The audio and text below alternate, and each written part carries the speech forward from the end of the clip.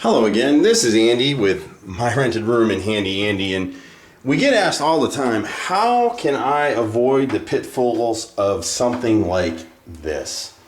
And honestly, what you see here is fairly typical of what happens in investment real estate in Atlanta. This property looked great on paper. It's a 3-bedroom, 2-bath. It should stay rented all day long.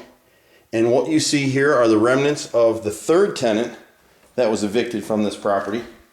In this one, the eviction was filed and the tenant finally said, you know what, the gig is up, I'm out of here.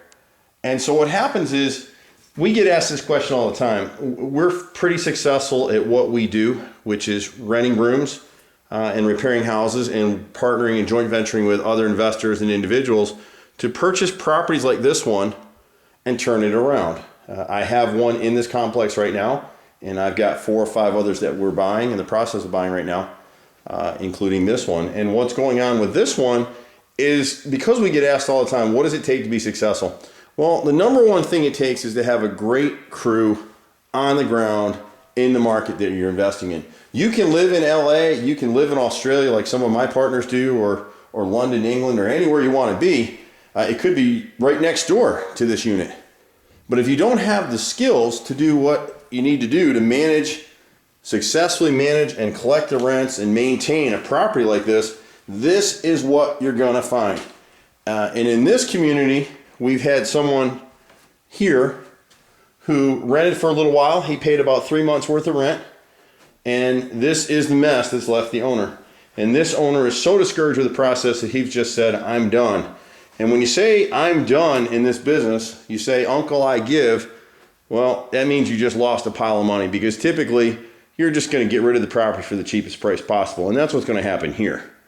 So what you want to do is make sure, if you're going to get into investment real estate, the first thing you should do, if you're not a seasoned investor, is find somebody like me or find someone in your local market who's owned a number of properties and is willing to mentor you a little bit or partner with you in your first deal, so that you can kind of learn the ropes on someone else's dime and time, versus going all in by yourself like this investor did and just eventually losing everything, which is exactly what happened here. So number one, if you're going to do this, align yourself with a great contractor. It doesn't have to be someone who is a full service contractor who can build houses and do all those kinds of things, which we can do at Handy Andy.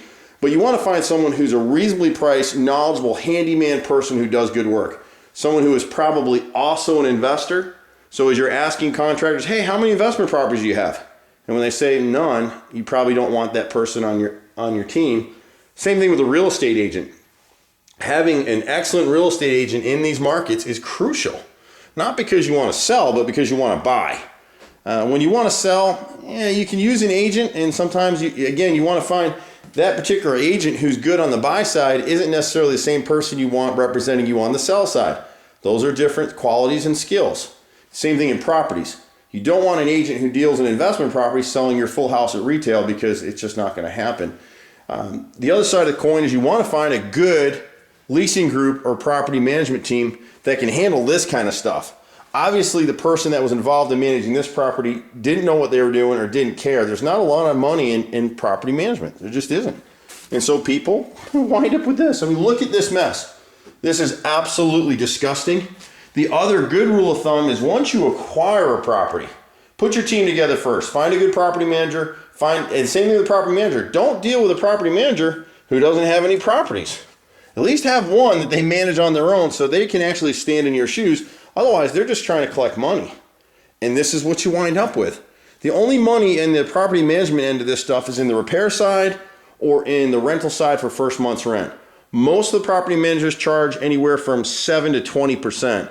And it just depends on the program they're running. Some people rent rooms, which is what My Rented Room is. We joint venture to rent rooms, and we charge more as a percentage. But we also guarantee our clients a fixed 10% rate of return. If they're not making 10% on their investment property, then I typically won't deal with them. So you want to ask a lot of questions. Get a really good feel. This stuff is a lot like dating. It's the same thing with interviewing your tenants. If you have kind of a creepy feeling about them in the very beginning, guess what? Go with your gut instinct. Never go against your gut instinct.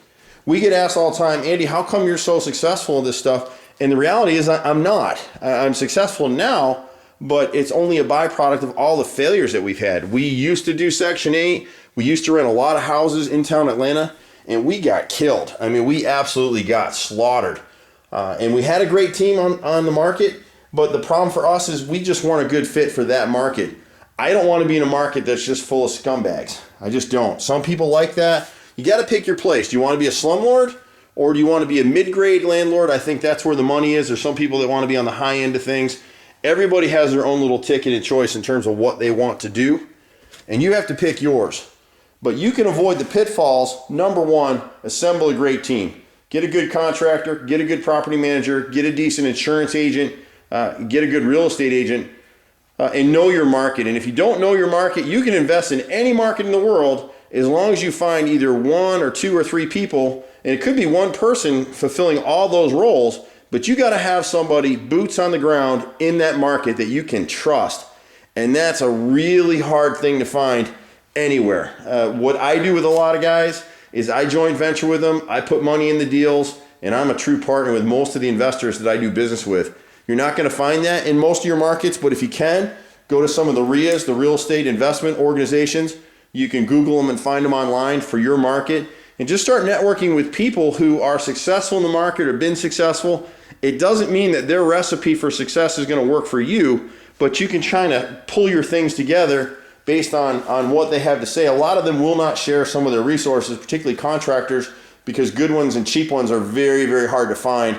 If you hire a contractor and their prices just don't make any sense, they're way low bottom or they're way high, don't deal with either of those. Deal with the middle of the round guy. Deal with someone who's been in business for at least 5 years.